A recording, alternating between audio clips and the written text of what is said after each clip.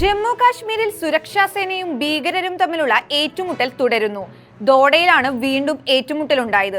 3 ഭീകരർ ഈ പ്രദേശത്ത് തന്നെ ഉണ്ടെന്നാണ് ലഭിക്കുന്ന വിവരം. ഭീകരർക്കായുള്ള തിരച്ചിൽ സുരക്ഷാ സേന ഊർജിതമാക്കി കഴിഞ്ഞു.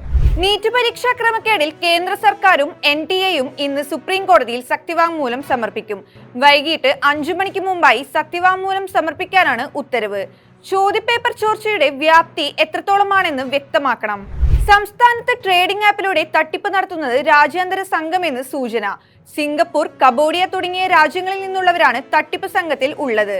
ഈ വർഷം ഇതുവരെ 20 കോടിയിലധികം രൂപ കോഴിക്കോട് ജില്ലാ പരിധിയിൽ നിന്ന് തന്നെ നഷ്ടമായി.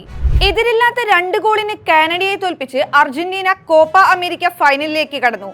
ഹൂലിയൻ അൽവാരസും ലയണൽ മെസ്സിയുമാണ് അർജന്റീനയ്ക്കായി ഗോൾ നേടിക്കൊടുത്തത്.